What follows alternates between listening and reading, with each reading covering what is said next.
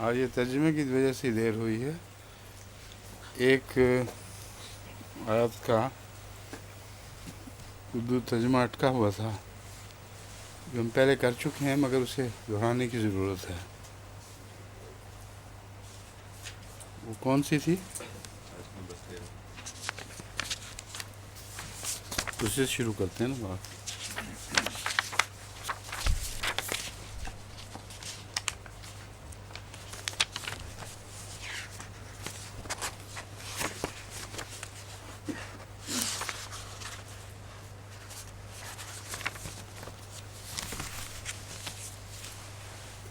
اعوذ باللہ من الشیطان الرجیم. بسم اللہ الرحمن الرحیم. والحب ذو العصف والریحان.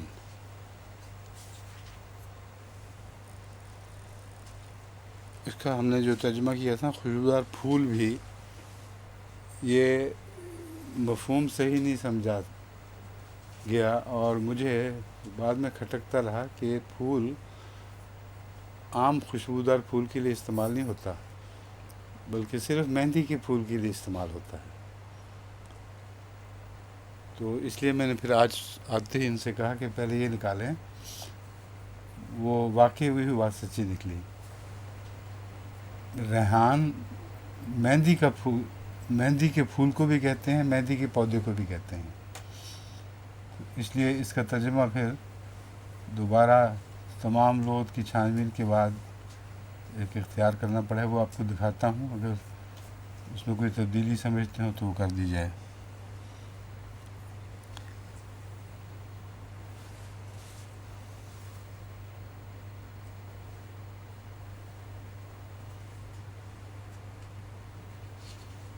یہ آپ نے کیا لکھا ہوا ہے؟ اناج ہی ہے یا کچھ اور ہے؟ ہاں اناج ہے جی. اچھا، اوپر کچھ کاٹا ہوا ہے لگ رہا ہے.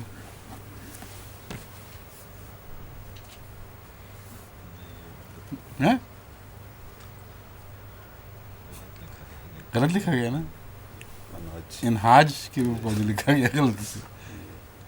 اس طرح غلطیاں بیچ میں رہ جاتی ہیں، اس کو ٹھیک کر لیں ابھی. ہاں نہیں، یہاں بھی تو ٹھیک ہونا چاہیے. اور اناج کے وہ پودے جو بھوسے والے اور خوشبودار ہوتے ہیں.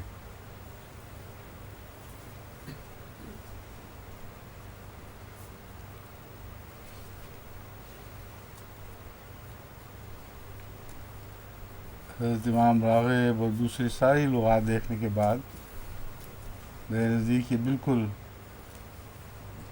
واجب اور درست ترجمہ ہے جس کو لغت عربی اس کی اجازت دیتی ہے. پودے کہنا درست ہے، اس میں شامل ہے. اور اناج کے وہ پودے نبات الارض کو کہتے ہیں نا، تو نبات الارض کی جگہ پودے کہتے ہیں نا، درست ہے. اور اناج کے وہ پودے جو خوشبودار، جو بھوسے والے اور خوشبودار ہوتے ہیں. والریحان ہے نا، اس لیے ہیں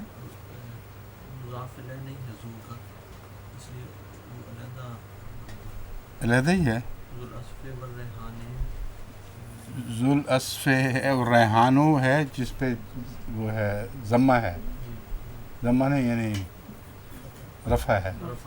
ہاں. اور اناج کے پودے جو بھوسے والے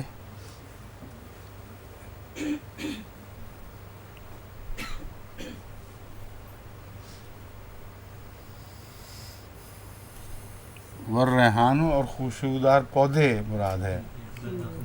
ہیں؟ تو اس میں اشتباہ پڑتا ہے کہ شاید اکٹھا ہو، تو پھر اس کو کیا بتائیں، کیا بنائیں گے اس کو؟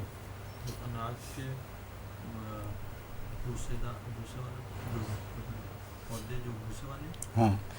اور اناج کے پودے جو بھوسے والے ہیں، صرف ہے کر دیں. اور خوشبودار پودے پودے پھر دوبارہ تکرار کرنی پڑے گی. جی ریحان میں اگر اس کی تکرار کی وجہ سے وہ پھر اشتباہ نہیں نہ رہتا جو نہیں پودے کے اس کی ضرورت ہے پھر تکرار کی. یا پہلے پودے کا لفظ نہ آیا اگر والحب ہیں کر دیں وہاں تو پھر دوبارہ تکرار کی ضرورت پڑے گی. پھر یوں بنے گا اور اناج کے وہ پودے جو جو بھوسے والے ہیں اور خوشبودار ہیں. اسی سے حضور یہ اشتباہ کل بھی میں نے یہی عرض کیا تھا کہ ریحان پہ دمہ ہے رفع ہے اس وجہ سے خوشبودار ہیں جب کہتے ہیں تو ضمہ تو قائم رہتا ہے. حضور وہ پھر ایسے لگتا ہے اس کا اور خوشبودار ہیں گویا کہ وہ حب جو ہیں وہی ذوالعصف ہیں اور والریحان ہیں. اور حبوں پہ کیا ہے؟ رفع ہے نا. ہاں تو وہاں بھی رفع ہی ہے. تو وہ الحب و ذوالعصف ایک چیز بنتی ہے مگر آغاز اس کا رفع سے ہوتا ہے. اس کا مبتدا رفع ہے جی اور خبر بھی رفع مرفوع ہے.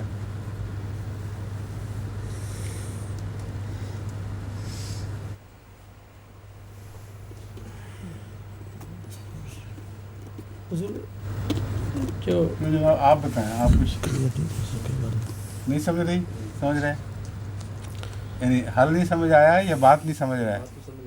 ہاں حل نہیں سمجھ آ رہا. ہاں اردو کے لحاظ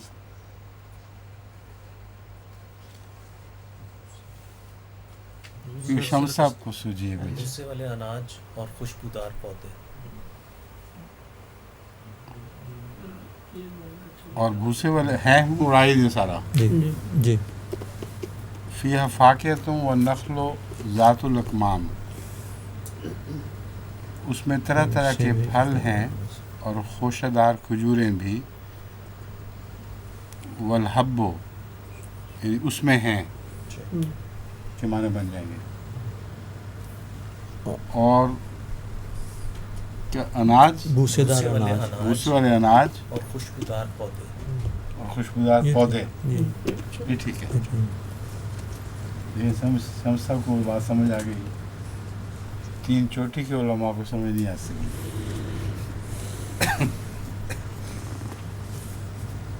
سمسا نے بڑی فاتحانہ مسکراہٹ سے دیکھے آپ تینوں کی طرف. ہاں جی بتاؤ پھر ہو گیا ٹھیک ہے. بھوسے والے یا بھوسے دار کافی بھوسے دار نہیں ہوتا بس بھوسے والی ہوتا ہے. ہاں اب کہاں سے کرنا شروع؟ جی 35 سے.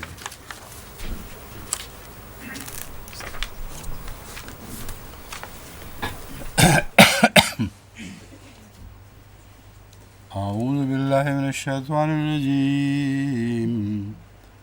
فبأي آلاء ربكما تكذبان. پس اے جن و انس تم دونوں اپنے رب کی کس کس نعمت کا انکار کرو گے. یرسل علیکما شواظ من نار ونحاس فلا تنتصران. تم دونوں پر آگ کے شعلے برسائے جائیں گے اور ایک طرح کا دھواں بھی. بس تم دونوں بدلہ نہ لے سکو گے. ایک طرح کا دھواں بھی سے کیا مراد ہے؟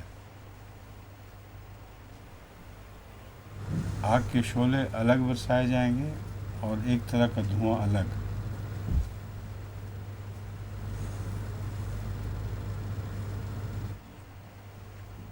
برسنے والا دھواں ہے جسے دھند کی طرح بیٹھے گا نیچے. تو یہاں ایٹامک اسموک ہے مراد. وہ جو ایٹامک ایکسپلوژن کے بعد اس کے پھٹ جانے کے بعد جو دھواں جس کا ذکر قرآن کریم میں پہلے بھی ہے اور اس سے ڈرایا گیا ہے یہ وہی دھواں مراد ہے. تو ظاہر ہے کہ اسی دنیا میں جو ہونے والے واقعات ہیں وہ بالخصوص مذکور ہیں اور جہاں جہاں آیات کے دونوں معنی ممکن ہیں وہاں دونوں معنی بھی لیے گئے ہیں.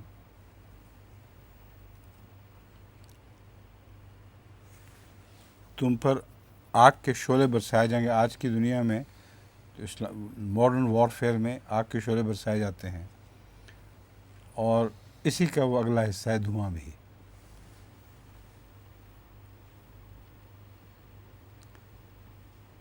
فَبِأَيِّ آلَاءِ رَبِّكُمَا تُكَذِّبَانِ، پس اے جن و انس تم دونوں اپنے رب کی کس کس نعمت کا انکار کرو گے. فَإِذَا انشَقَّتِ السَّمَاءُ فَكَانَتْ وَرْدَةً كَالدِّهَانِ، بس جب آسمان پھٹ جائے گا اور رنگے ہوئے چمڑے کی طرح سرخ ہو جائے گا. جو ماڈرن وارفیئر ہے اس میں آسمان کا رنگ ہی بدل جایا کرتا ہے، وہ شعلوں سے اور مختلف قسم کی بلاؤں کی وجہ سے تو رنگے ہوئے چمڑے جیسا رنگ ہو جاتا ہے. فَبِأَيِّ آلَاءِ رَبِّكُمَا تُكَذِّبَانِ، پس اے جن و انس تم دونوں اپنے رب کی کس کس نعمت کا انکار کرو گے. فَيَوْمَئِذٍ لَا يُسْأَلُ عَنْ ذَنبِهِ انس ولا جان، اس دن جن و انس میں سے کسی کی لغزش کے بارے میں اس سے پوچھا نہیں جائے گا.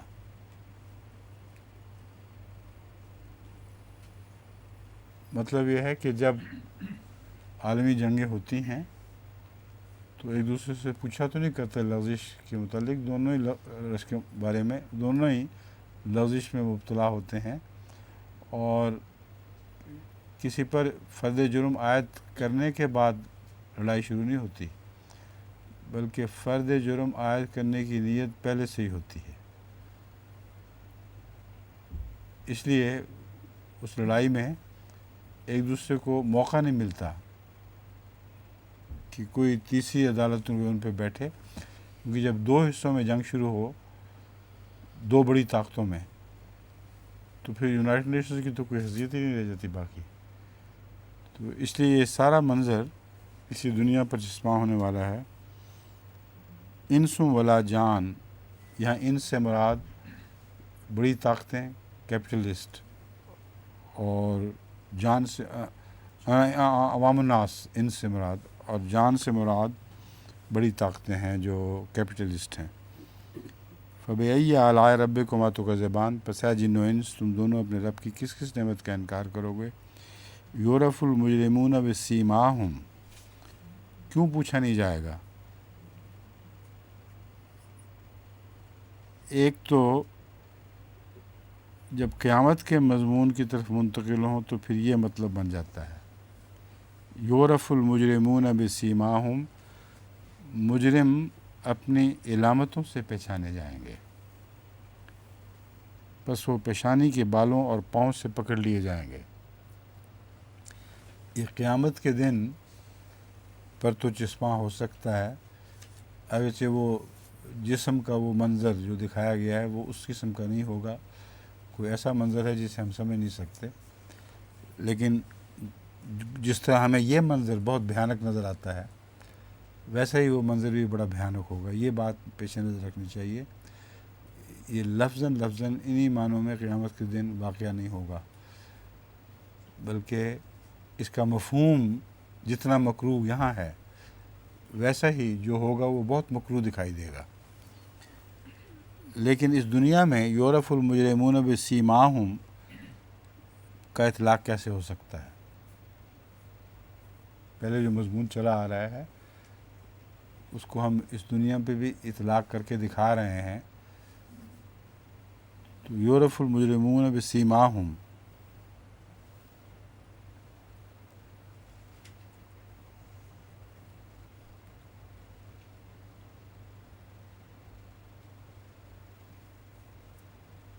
دونوں طرف کے لوگ مجرم ہوں گے اور اپنے جرم کو نہیں پڑھ رہے ہوں گے، دوسرے کا جرم پڑھ رہے ہوں گے. تو جواب طلبیوں کے نتیجے میں نہیں، بلکہ ان کو یہی دکھایا جائے گا، یہ دیکھو بدبخت، ان کی پیشانیاں بتا رہی ہیں، ان کی علامتیں بتا رہی ہیں، یہ مجرم ہیں. یہی رویہ ہمیشہ بڑی جنگوں میں اختیار کیا جاتا ہے. ہر فریق دوسرے کو ایسا مجرم سمجھتا ہے کہ وہ ظاہر و باہر ہے، اس میں تو کسی استدلال کی ضرورت ہی نہیں ہے، اور دونوں ہی پھر اسی طرح جہنم میں پھینکے جاتے ہیں. یعنی ذلت و رسوائی کے ساتھ ان کو آگ میں جھونکا جاتا ہے، جو آگ بھی ان کے لیے تیار کی جاتی ہے. فَبِأَيِّ آلَاءِ رَبِّكُمَا تُكَذِّبَانِ، پس ہے جن و انس تم دونوں اپنے رب کی کس کس نعمت کا انکار کرو گے؟ حاذہ جہنم التی یکذب بہا المجرمون، یہی وہ جہنم ہے جس کا مجرم انکار کیا کرتے تھے۔ یطوفون بینہا و بین حمیم آن، وہ اس کے اور کھولتے ہوئے پانی کے درمیان گھومیں گے۔ کیا مراد ہے اس کے اور کھولتے ہوئے پانی کے درمیان؟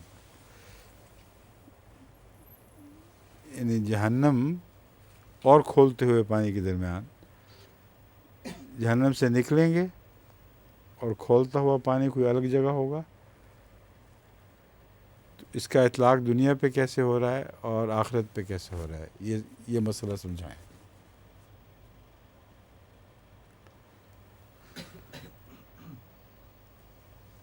کیوں جناب؟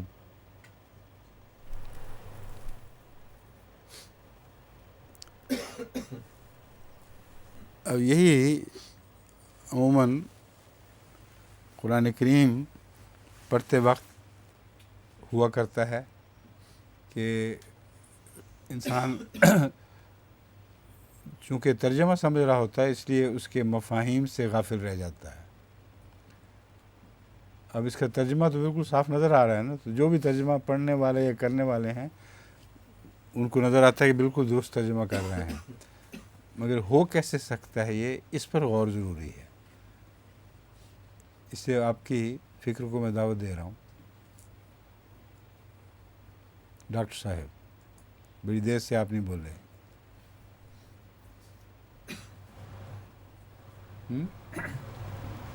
یطوفون بینہا و بین حمیم آن،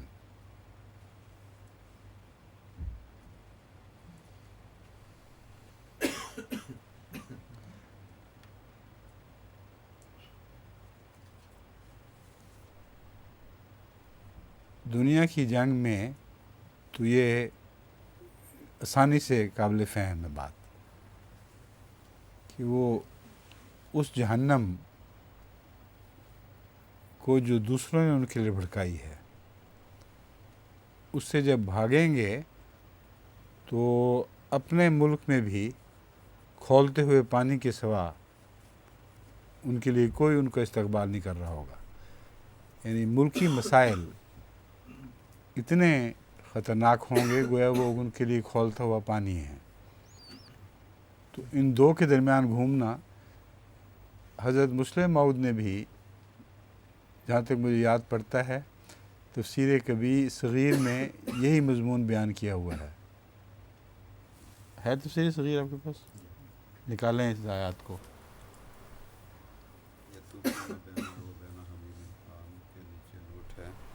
اس میں ترجمہ کیا ہے؟ ترجمہ ہے بریکٹ میں جب اس میں داخل ہونے کا دن آئے گا، وہ اس پھر بریکٹ ہے دوزخ کے درمیان اور ابلتے ہوئے پانی کے درمیان گھوم رہے ہوں گے۔ ٹھیک ہے، یعنی مضمون کے لحاظ سے اور ترجمہ ہے مگر معنوی طور پر بالکل وہی ہے جو میں نے کیے۔ آگے نیچے حاشیے میں یہ لکھا ہے کہ یعنی ان کو دونوں طرف مصیبت ہی مصیبت نظر آئے گی، یعنی جنگ کی پرزور تیاری کریں گے تو اقتصادی مشکلات میں مبتلا ہوں گے، اور اگر تیاری چھوڑیں گے تو جنگ میں دشمن کا شکار ہو جائیں گے۔ یہ میں نے کہا مجھے یاد پڑتا ہے، بات وہی ہے لیکن میں جنگ کی حالت بیان کر رہا ہوں، آپ جنگ سے پہلے کی حالت بیان کر رہے ہیں، سمجھ گئے؟ تو مضمون وہی ہے۔ میں سمجھتا ہوں یہ جنگ کی حالت کا ذکر ہے، جنگ سے تیاری کا ذکر نہیں۔ یطوفون بینہا و بین حمیم آن میں وہی مضمون ہے کہ ایک طرف تو ان پر آگ برسائی جا رہی ہوگی اور دوسری طرف ملک کے اندر اقتصادی مسائل اتنے خوفناک ہوتے چلے جائیں گے کہ گویا ان کے لیے کھولتا ہوا پانی ہے، ان کے دل ابل رہے ہوں گے اس آگ کے نتیجے میں، اس کھولتے ہوئے پانی کے نتیجے میں۔ یہاں تک تو بالکل واضح ہو گیا۔ اب جہنم پر اس کا اطلاق کریں جو اخروی دنیا میں ہوگی۔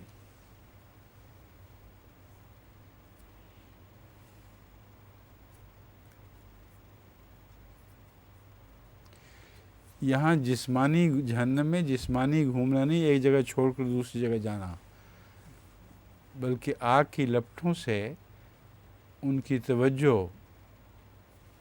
اپنے دل کے اندر ابلتی ہوئی آگ کی طرف بھی ہوگی. وہ آگ کی طرف متوجہ ہوں گے جو جلا رہی ہوگی، اور ان کا نفس ان کو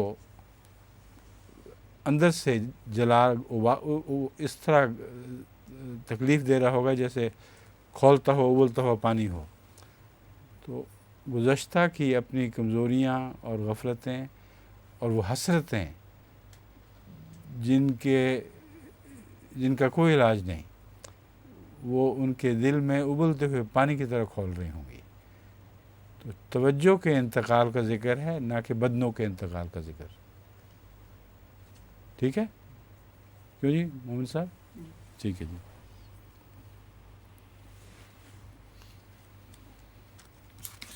فَبِأَيِّ آلَاءِ رَبِّكُمَا تُكَذِّبَانِ وَلِمَنْ خَافَ مَقَامَ رَبِّهِ. اچھا تلاوت شروع ہے. اچھا اعوذ باللہ من الشیطان الرجیم، بسم اللہ الرحمن الرحیم.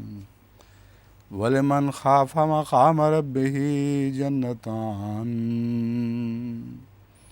فَبِأَيِّ آلَاءِ رَبِّكُمَا تُكَذِّبَانِ ذواتا افنان فبأي آلاء ربكما تكذبان فيهما عينان تجريان فبأي آلاء ربكما تكذبان فيهما من كل فاكهة زوجان فبأي آلاء ربكما تكذبان متكئين على فرش بطائنها من استبرق وجنى الجنتين دان فبأي آلاء ربكما تكذبان فيهن قاصرات الطرف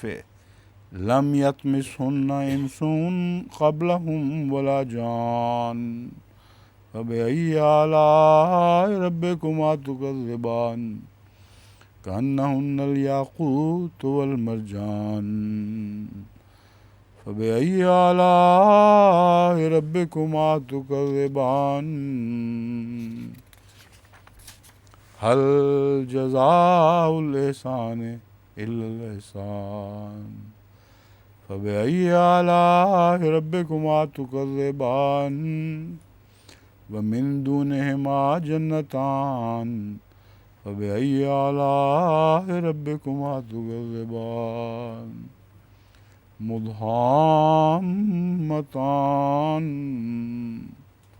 فبأي آلاء ربكما تكذبان فيهما عينان نضاختان فبأي آلاء ربكما تكذبان فيهما فاكهة والنخل والرمان فبأي آلاء ربكما تكذبان فيهن خيرات حسان فبأي آلاء ربكما تكذبان حور مقصورات في الخيام فبأي آلاء ربكما تكذبان لم يطمثهن انس قبلهم ولا جان فبأي آلاء ربكما تكذبان متكئين على رفرف خضر وعبقري حسان فبأي آلاء ربكما تكذبان تبارك اسم ربك ذي الجلال والإكرام.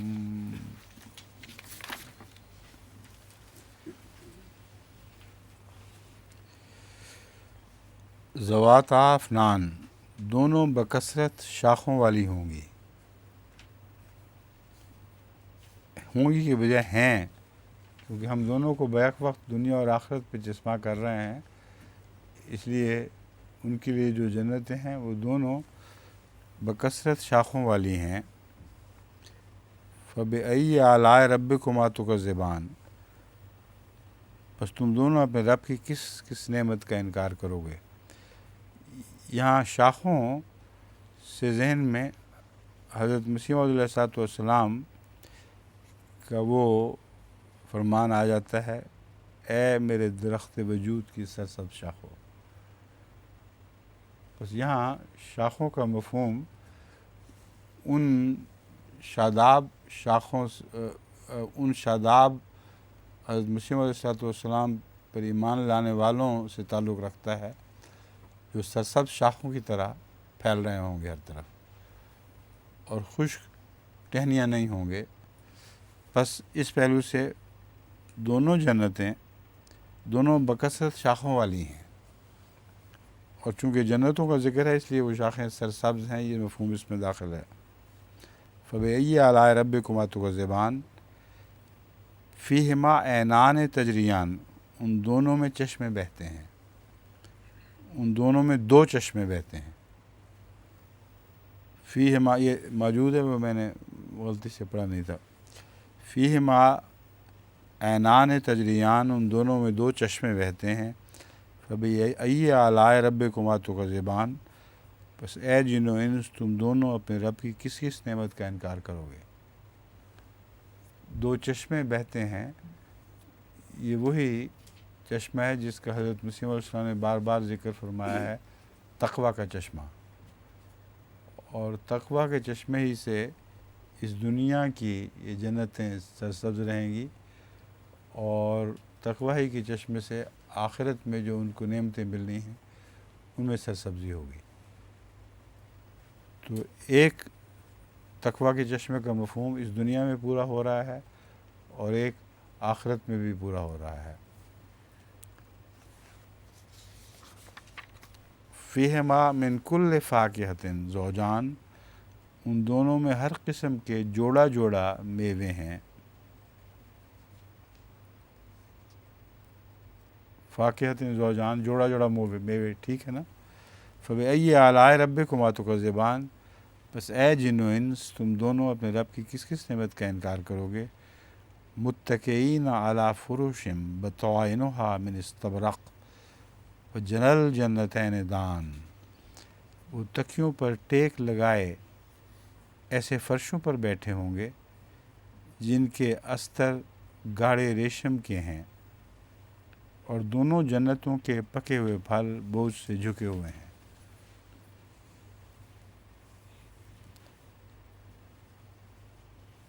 کیوں جی اس ترجمے میں ٹھیک ہے نا، درست؟ فبأی آلاء ربکما تکذبان، بس اے جن و انس تم دونوں اپنے رب کی کس نعمت کا انکار کرو گے۔ فیہن قاصرات الطرف لم یطمثہن انس قبلہم ولا جان۔ اب یہاں پہنچ کے کافی غور و فکر اور امکانات پر نظر ڈالنی پڑی ہے۔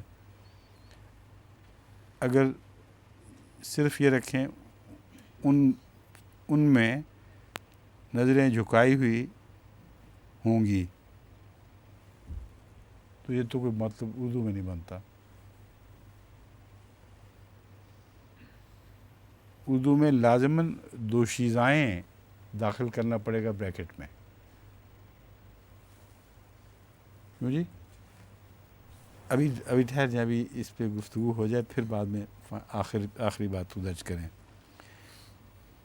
ان میں یہاں دو نہیں ہیں، اب جنتیں ہیں، تو دونوں جنتیں چونکہ جمع ہیں اس لیے وہاں فیہن آ گیا ہے۔ ان میں نظریں جھکائی رکھنے والی دو شیزائیں ہوں گی۔ انہیں ان سے پہلے جن و انس میں سے کسی نے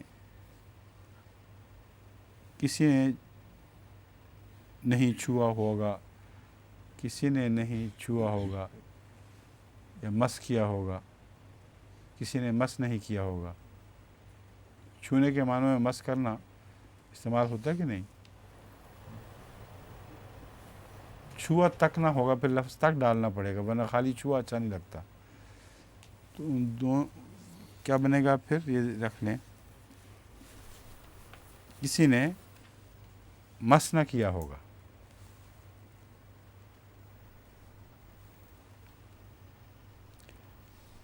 یا مس نہیں کیا،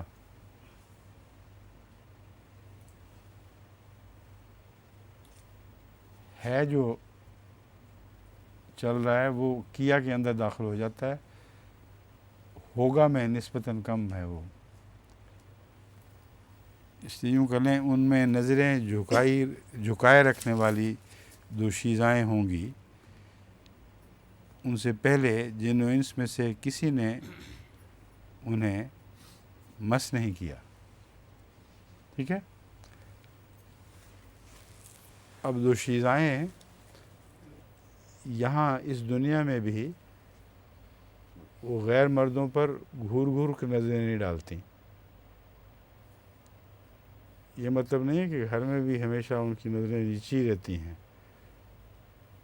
دوشیزگی سے نظریں جھکنے کا ایک تعلق ہے. جو غیر مرد پر نظر پڑتی ہے تو نظریں جھک جاتی ہیں. اور یہ تو دنیا میں تو بالکل واضح دکھائی دے رہا ہے. قیامت کے دن یعنی قیامت کے وقت یا اس کے بعد کیا مراد ہے؟ وہ دوشیزائیں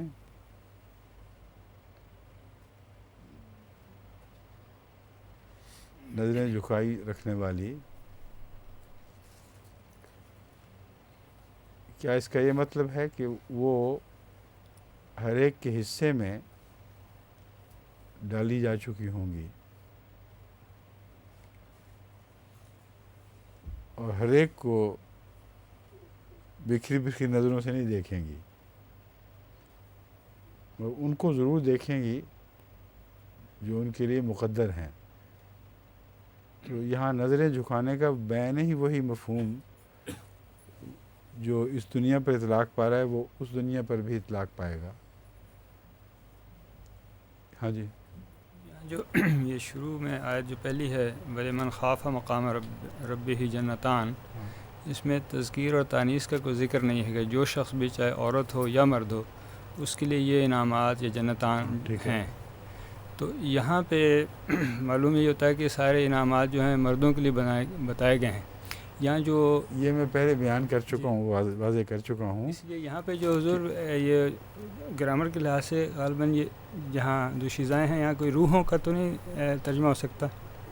روحوں کی جنسی کوئی نہیں ہوتی. اسی لیے میں کہہ رہا ہوں حضور کہ اگر وہ مرد ہوں خوف رکھنے والے ان کے لیے وہ روحیں ہوں گی، جو عورتیں ہیں وہ خوف رکھنے والی ان کے لیے مردانہ روحیں ہوں گی. یہی اسی بحث میں اب دوبارہ گھسیٹ رہے ہیں جس پہ تفصیل سے بحث ہو چکی ہے.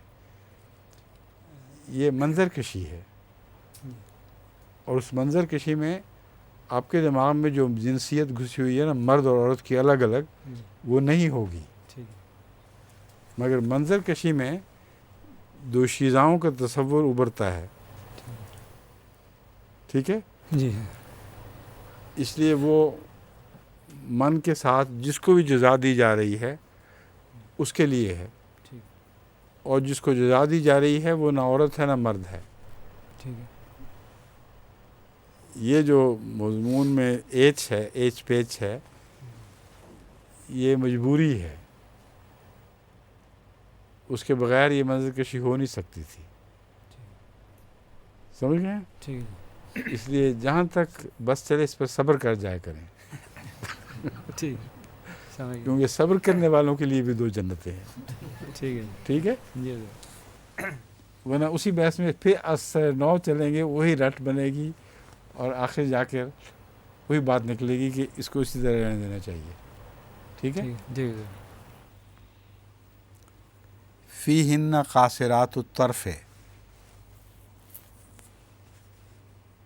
اور پھر یہ کہ اس دنیا میں تو بہرحال مرد ہی مردوں پر ہی اطلاق پا رہی ہے یہ عورت، یہ آیت، اور عورتیں نظریں جھکائی ہوئی دوشیزائیں ان کی جنت بھی تو وہ مرد ہیں، سمجھ گئے؟ اس لیے اگر وہ آپ کے والا منع اختیار کریں تو اس دنیا پر پھر اس کا اطلاق ہو ہی نہیں سکے گا، سمجھ رہے ہیں؟ جی اس دنیا میں لازماً مرد اور عورت مراد ہیں، اور فیہن قاصرات الطرف اس جنت کو بنانے میں ان کا برابر کا حصہ ہے، جس جنت میں ان عورتوں کا ذکر ہے۔ اگر یہ دوشیزائیں نہ ہوں تو وہ جنت بنتی نہیں، وہ جہنم بن جاتی ہے جو آج کی دنیا میں ہمیں دکھائی دے رہی ہے۔ تو یہ تو بہت بڑا کمپلیمنٹ ہے عورتوں کو، مردوں کو ان کے حوالے سے کمپلیمنٹ مل رہا ہے کہ وہ معاشرہ جس میں ایسی عورتیں ہوں وہ تمہارے لیے جنت کا موجب بنے گی۔ اب سمجھیں؟ جی اس لیے وہ اس بات کو بھول جائیں۔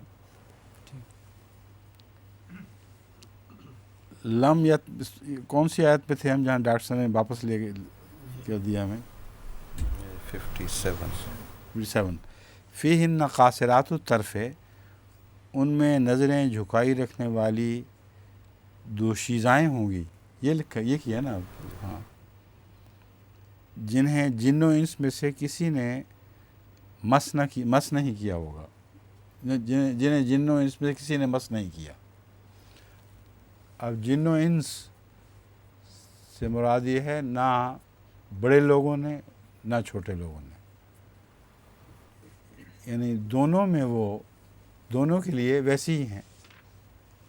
اب غریب سے غریب گھر بھی جو مومنوں کا گھر ہو اس میں بھی یہ دوشیزائیں ملتی ہیں، اور ان کے چھونے والے اسی معاشرے سے تعلق رکھتے ہیں جس سے وہ تعلق رکھتی ہیں، اور جن یہاں بڑے لوگوں کے معنوں میں جو صاحب حیثیت صاحب اقتدار لوگ ہیں، ان میں بھی اسی قسم کی دوشیزائیں ہوں گی، اور ان کی جنت بھی انہی کی وجہ سے بنے گی، یعنی ان کے دنیاوی اموال کی برتری یا دنیاوی مراتب کی برتری جو ہے وہ جنت کا موجب نہیں ہے، بلکہ یہ صفات جنت کا موجب ہیں جو اس معاشرے کی بیان فرمائی جا رہی ہیں۔ فبأي آلاء ربكما تكذبان، پس اے جن و انس تم دونوں اپنے رب کی کس کس نعمت کا انکار کرو گے؟ کأنہن الیاقوت والمرجان، گویا وہ یاقوت اور مرجان ہیں۔ اب یہ اس لفظ یاقوت اور مرجان نے بات پوری کھول دی ہے کہ ظاہری طور پر اس کے معنی اس طرح نہیں لیے جا سکتے۔ یاقوت میں جو چمک دمک ہے وہی دوشیزگی کی چمک دمک ہے، دوشیزگی کی چمک دمک ہے، اور مرجان میں چمک دمک کے علاوہ خوشبو بھی ہوتی ہے۔ تو گویا وہ چمکتے ہوئے ہیرے ہیں اور ایسی ہیں جن کے اندر خوشبو بھی موجود ہے، ان کی خوبو کا تذکرہ اس محاورے میں فرمایا گیا۔ فبأي آلاء ربكما تكذبان، پس تم دونوں اپنے رب کی کس کس نعمت کی تکذیب کرو گے، کا انکار کرو گے؟ هل جزاء الاحسان الا الاحسان، کیا احسان کی جزا احسان کے سوا بھی ہو سکتی ہے؟ اب لفظ احسان رسول اللہ صلی اللہ علیہ وسلم نے بھی روشنی ڈالی ہے، قرآن کریم میں مختلف معنوں میں احسان کا لفظ استعمال ہوا ہے۔ تو وہ معاشرہ احسان پر مبنی ہوگا دنیا میں، اس کا یہ مطلب یہ ہے کہ وہ ہمیشہ اپنی قدروں پر نظر رکھتے ہوئے ان کو بہتر سے بہتر بنا رہے ہوں گے، احسان کا ایک ظاہری معنی۔ دوسرا، وہ ہمیشہ اللہ پر نظر رکھتے ہوئے زندگی گزار رہے ہوں گے، اور اسی کی وجہ سے وہ محتاط رہیں گے ہمیشہ کہ کیا کرتے ہیں، اور اس کا جواب پھر احسان کے سوا کیا ہو سکتا ہے؟ اور یہ اللہ کی طرف سے جو احسان ہے یہ ان اعمال کے نتیجے میں اس معاشرے کی صورت میں بھی اترتا ہے، وہ احسان ہی ہے اللہ کی طرف سے، وہ ایسا احسان ہے جو ان کے اعمال کی طبی پیداوار ہے، اور مزید احسان جو اللہ کا ہے وہ بڑھ چڑھ کر دینا اور بہت زیادہ کرنا وہ اس کے علاوہ چلے گا، اور آخرت میں بھی بالکل یہی معنی جسمہ ہوتے ہیں۔ فَبِأَيِّ آلَاءِ رَبِّكُمَا تُكَذِّبَانِ، پس اے جن و انس تم دونوں اپنے رب کی کس کس نعمت کا انکار کرو گے؟ وَمِن دُونِهِمَا جنتان، اور ان دونوں کے علاوہ بھی دو جنتیں ہیں۔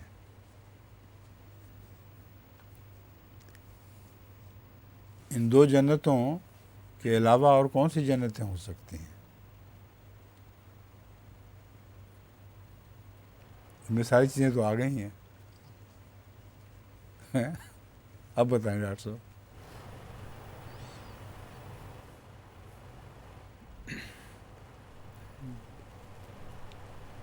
پہلے اس مسئلے کو حل کریں کہ ان کے علاوہ کوئی جنتیں ہو سکتی بھی ہیں کہ نہیں۔ ان میں سب کچھ ہوگا، ان کے علاوہ ان کی کیا جنتیں ہو سکتی ہیں؟ وہ جنتیں اب مذکور ہوں گی جس میں حضرت مسیح موعود علیہ الصلوۃ والسلام کا یہ فرمان سمجھنے میں مددگار ہوگا کہ ہماری اعلیٰ لذات ہمارے خدا میں ہیں۔ بس یہ وہ ساری جنتیں ہیں جن کا ایک بدلہ دیا جا رہا ہے، لیکن یہ نہیں فرمایا جا رہا کہ خدا خود ان کا بدلہ ہوگا۔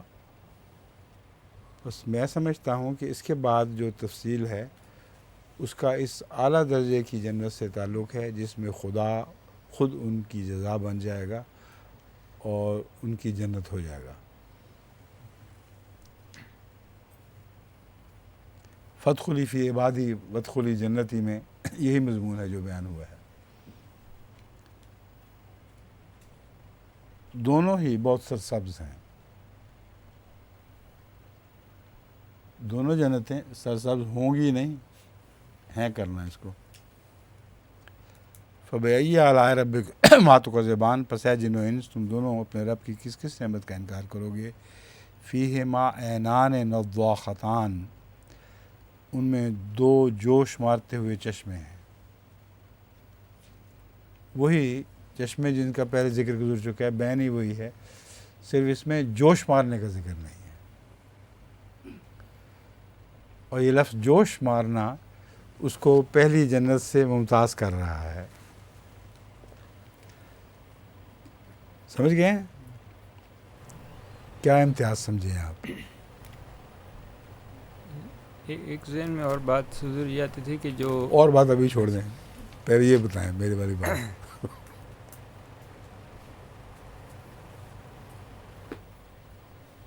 شمس صاحب آپ بتا دیں۔ خدا کی محبت تو ان کے دلوں میں بھی ہے، پہلے بھی ہیں، لیکن اس طرح جوش سے نہیں ابلتی۔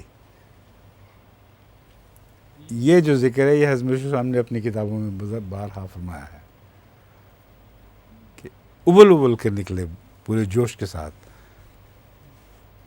بے اختیاری کے عالم میں نکلے، یہ ہے نضاختان۔ تو چشمے تو وہی ہیں جو ان جنتوں میں بھی ہیں، مگر ان چشموں میں ایک غیر معمولی زور پایا جائے گا، وہ بے اختیار اچھلیں گے، سمجھیں؟ اب بتائیں آپ کیا کہنا چاہتے ہیں؟ دوسری بات ایگزیکٹلی یہ آتا تھا کہ جو دو محبتیں ہیں، اللہ تعالیٰ کی محبت اپنی مخلوق کے لیے، مخلوق کی محبت اللہ تعالیٰ کے لیے، یہ دونوں جنتیں ایک لحاظ سے ہوں گی اور جوش ماریں گے ایک دوسرے کے لیے، یہ میں ذہن میں آتی تھی بات۔ دو الگ الگ جنتیں بنا دی نا، ایک لوگوں کی جنت اور ایک اللہ کی دل سے پھوٹنے والی جنت، تو جنت ایک ہی جنت ہے، وہ جنتیوں کے دل سے پھوٹ رہی ہے، وہ اللہ کی محبت ہے، اس کے نتیجے میں جو اللہ کی طرف سے سلوک ہونا وہ اس میں مضمر ہے۔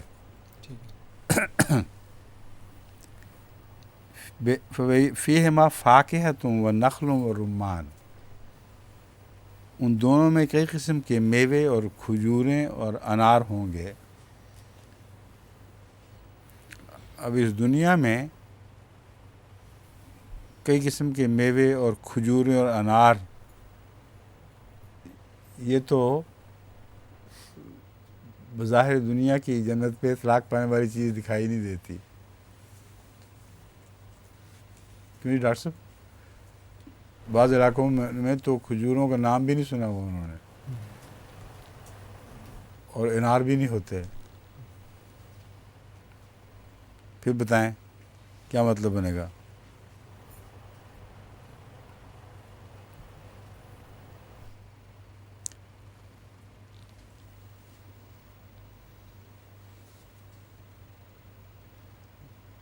آپ بتائیں، آپ کو سمجھ آ رہی ہے کچھ؟ ہیں؟ اچھا،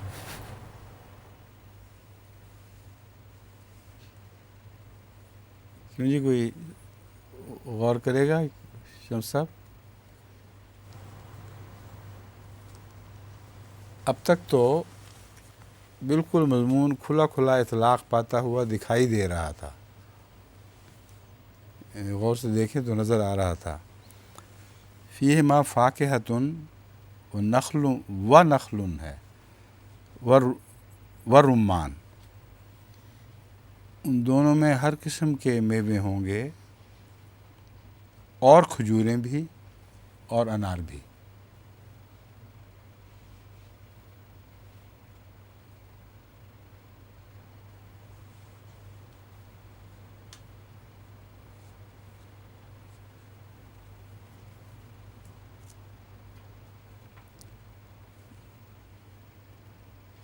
ایک تو یہ بات قطعی ہو گئی، اس سے بالکل بات کھل گئی کہ مادی نقشے نہیں ہے. یہ مادی صورتوں پر اطلاق تو پاتے ہیں، مگر بذات خود مادی نقشے نہیں ہیں. کیونکہ پہلے جو گزر چکا ہے اس میں مادی صورتوں پر اطلاق پا بھی سکتے ہیں. ان میں ایسے بھی لوگ ہو سکتے ہیں جن پر اللہ نے انعام کیا ہو اور وہ واقعتاً ریشم کے لباس میں ملبوس اور ریشمی تختوں اور ان فرشوں پر ٹیک لگائے بیٹھے ہوں. کیونکہ دنیا میں بھی بعض لوگوں کو اللہ تعالیٰ یہ مادی جزا بھی دیا کرتا ہے، جس طرح حضرت شیخ عبد القادر جیلانی کے متعلق آتا ہے کہ بہت فاخرانہ لباس پہنتے تھے، مگر کہتے تھے جب تک میرا خدا نہ کہے تجھے یہ پہننا ہے میں نہیں پہنتا. تو اس پہلو سے مادی لحاظ سے بھی پورا ہو جاتا ہے. مگر یہ جو ہے نخل اور رومان، یہ مادی لحاظ سے اگر اس کو ایکسٹینڈ کیا جائے تو مجھے پورا ہوا دکھائی نہیں دے رہا. مادی لحاظ سے صرف روحانی معنی لیے جا سکتے ہیں، اور اگر صرف روحانی معنی لینے ہیں تو اس دنیا میں اور اس دنیا میں روحانی معنی تو ساتھ ساتھ چل رہے ہیں. کیا مراد ہوگی؟ کئی قسم کے میوے ہوں گے. جتنی مختلف قسم کے میوے ہیں وہ ہر ایک چاہنے والے کی اپنی طلب کا پھل ہے. ٹھیک ہے، یہ بات تو کھل گئی. نخل میں کیا بات ہے خاص؟ نخل میں یہاں جہاں تک پانی کا تعلق ہے، اس سے پہلے ذکر گزر چکا ہے، عینان نضاختان. اور نخل خوراک میں ایک مکمل خوراک ہے جو تمام ضروری چیزیں مہیا کر دیتی ہے. وہ لوگ جو نخل کھاتے ہیں ان کو کسی اور غذا کی، کسی چیز کے لیے ضرورت نہیں ہوتی عملاً. اور رومان میں وہ خوراک بھی ہے اور شفا بھی ہے اور پیاس بجھانے کا مادہ بھی ہے، اکٹھی چیزیں چلتی ہیں. تو اس لیے میں سمجھتا ہوں جہاں تک میں نے کوشش کی ہے سمجھنے کی، یہ دو امکانات ہیں اس میں کہ وہ پیش نظر ہوں. مومن کی مثال کھجور سے دی اس کے ساتھ پھوپھی ہے کھجور مومن کی پھوپھی ہے، یہ فرمایا رسول صلی اللہ علیہ وسلم نے. مومن سے کھجور کی مثال نہیں دی. फरमाया खजूर मोमिन की फूफी है। याद है आपको? ये है हदीस। वो ये हदीस हज़रत मियाँ बशीर अहमद साहब रज़ी अल्लाह ताला अन्हो को ख़ास तौर पर इसलिए पसंद थी कि बच्चों का इम्तिहान लेने के लिए वो इसे इस्तेमाल किया करते थे। और मेरा भी कई दफ़ा इसी हदीस से इम्तिहान लिया दूसरे बच्चों के सामने। पहली दफ़ा तो मैं पास हो गया था अल्लाह के फजल से, फिर बाकी बच्चों को भी समझाने के लिए पूछा करते थे, बताओ कैसे मोमिन की फूफी बनी। समझें? वो बड़ा लंबा एक किस्सा है तफसील वाला, मगर मोमिन की फूफी जिन मानों में बनती है वो आजकल जो आम फूफियाँ उनके मानों में नहीं बनती। क्योंकि आजकल जो आम फूफियाँ हैं वो खालाओं से बढ़कर नहीं होती। खालाएँ ज़्यादा ख्याल रखती हैं अपनी बहन के बच्चों का बनिस्बत फूफियाँ अपने भाई के बेटों के। तो ये एक बहुत ही पेचीदा मुहिमा बन जाता है कि फूफी किन मानों में फरमाया गया है। मैंने इसलिए अमलन उसको छेड़ा नहीं, मगर खजूर को बहरहाल फरमाया गया। ये है बेहतरीन एहसान करने वाली फूफियाँ। याद रखें कि जो बाप की सिफ़ात हैं वही उसकी बहन की सिफ़ात होती हैं। वो ज़रूरी नहीं कि उसकी बीवी की भी सिफ़ात हों। इसलिए खालाएँ नहीं फरमाया, फूफियाँ फरमाया है। तो मोमिन के सिफ़ात में वो खजूर वाला पहलू मौजूद है। लेकिन अब वक्त ख़त्म हो चुका है, इसलिए इसको फिर कभी करेंगे इंशाअल्लाह। छान डाल लें और जो दुरुस्तियाँ हैं वो लगा लें।